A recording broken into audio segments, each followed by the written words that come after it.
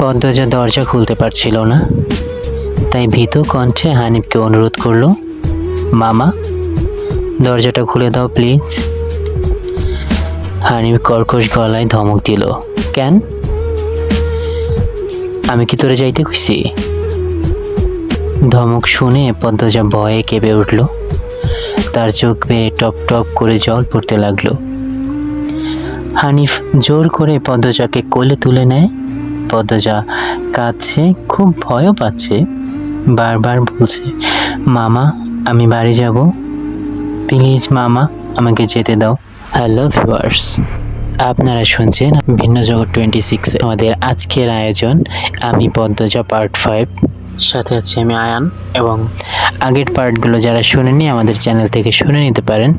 আর পরবর্তী পার্টগুলো পেতে হলে অবশ্যই সাবস্ক্রাইব করেননি যারা এখনও পর্যন্ত, দ্রুত সাবস্ক্রাইব করে নিয়ে আমাদের সঙ্গেই থাকুন আর শুনতে থাকুন আমাদের চ্যানেলের গল্পগুলো। যাদের কাছে ভালো লাগবে অবশ্যই প্লিজ সাবস্ক্রাইব করে দেবেন, লাইক কমেন্ট শেয়ার করতে কিন্তু ভুলবেন না। অবশ্যই সাপোর্ট করবেন সবাই, ধন্যবাদ। তো চলুন আজকের গল্পটা শেষ করি। আমার খুব কষ্ট হচ্ছে মামা, কিন্তু হানিফের মনে বিন্দুমাত্র মায়া নেই। বাড়িতে তখন কেউ ছিল না। বৃদ্ধ সৎ বাবা কানে কম শুনতেন। পদ্মজা হানিফকে কিল ঘুষি মারতে থাকে, সেই সঙ্গে জোরে জোরে কান্না করছিল। এভাবে কাঁদতে থাকলে পাশের বাড়ির কেউ চলে আসতে পারে, এই ভেবে হানিফের রক্ত টকবক করে উঠল উত্তেজনায়। সে দ্রুত ওড়না দিয়ে পদ্মজার মুখ, হাত আর পা বেঁধে ফেলল।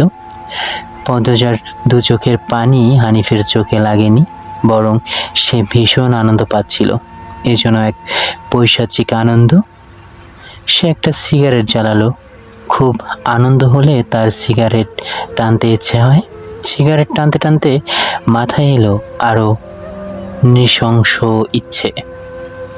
নাক মুখ দিয়ে ধোঁয়া উড়িয়ে দুই আঙুলের মাঝে সিগারেট চেপে ধরে সে পদ্মজার বাম পায়ের তালুতে চাপ দিয়ে রাখল। পদ্মজা হাউ মাউ করে কেঁদে উঠল। হেমলতা দু হাতে শক্ত করে মেয়েকে বুকের সঙ্গে জড়িয়ে ধরলেন। পদ্মজা কাঁদতে কাঁদতে বলল, আম্মা তখন আমার খুব কষ্ট হচ্ছিল, মনে হচ্ছিল আমার দমটা বের হয়ে যাচ্ছে। আমি তোমাকে খুব ডেকেছিলাম আম্মা, তুমি আসোনি। পদ্মজার কথাগুলো হেমলতার বুকে রক্তাক্ত করে দেয়।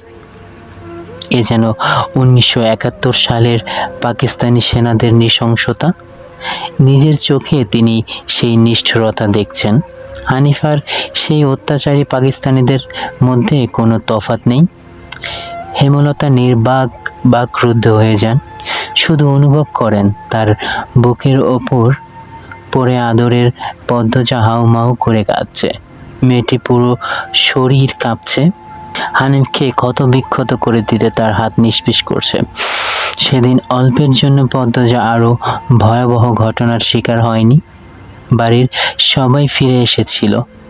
পোড়া স্থানের যন্ত্রণা সহ্য করতে না পেরে পদ্মজা অচেতন হয়ে যায়। বাকিটুকু আর পদ্মজাকে বলতে হয়নি, হেমলতা সব বুঝে গিয়েছিল। পদ্মজার গা কাঁপিয়ে জ্বর আসে, টানা 21 দিন বিছানায় ছিল সে। ততদিন হানিফ দেশ ছেড়ে পালিয়ে যায়। ভয় আর লজ্জায় পদ্মজা ঘটনাটা কাউকে বলেনি। পায়ের গোড়া দাগ দেখে একদিন হেমলতা জিজ্ঞেস করছিল, পায়ে এভাবে পড়লি কি করে? পদ্মজা খুব সহজভাবে উত্তর দিয়েছিল, চুলার কাছে গিয়েছিলাম, লাকড়ি আগুনের পা লেগে গেছিল। কথাটা সে আগেই সাজিয়ে রেখেছিল, সঙ্গে ছিল অনেক যুক্তি, তাই মিথ্যা বলতে গিয়েও একটু কাঁপেনি। কিন্তু পুরো ঘটনাটা আজও পদ্মজার বুকে তাজা হয়ে আছে। এই 6 বছর লুকিয়ে লুকিয়ে কতবার কেঁদেছে সে। সবসময় চুপচাপ কোথাও বসে থেকেছে। হেমলতা কখনো মেয়ের নীরবতা নিয়ে মাথা ঘামাননি, কারণ ছোটবেলা থেকেই পদ্মজা শান্ত চুপচাপ স্বভাবের ছিল। কিন্তু আজ হেমলতার খুব আফসোস হচ্ছে, নিজেকে অপরাধী মনে হচ্ছে। তিনি ভাবতেন তার 3 মেয়ে যেন খোলা বইয়ের মতো চাইলেই পড়ে ফেলা যায়, বিশেষ করে পদ্মজাকে তার মনে হতো বাড়ির পেছনের নদীর বুক দিয়ে তরতর করে বয়ে যাওয়া স্বচ্ছ টলটলে পানির মতো, যার জীবনে অসচ্ছল বলে কিছু নেই, সবই সহজ, সাদাসিধে সরল। অথচ এই পদ্মজার জীবনে কত বড় দাগ জ্বলজ্বল করছে, কত বড় একটা ঘটনা লুকিয়েছিল। মেয়েরা বোধহয় জন্মগতভাবেই কষ্ট আর কথা লুকিয়ে রাখার অসীম ক্ষমতা নিয়ে জন্মায়। কথাটা আজও নিজের মেয়ের ক্ষেত্রেই সত্যি হয়ে উঠল।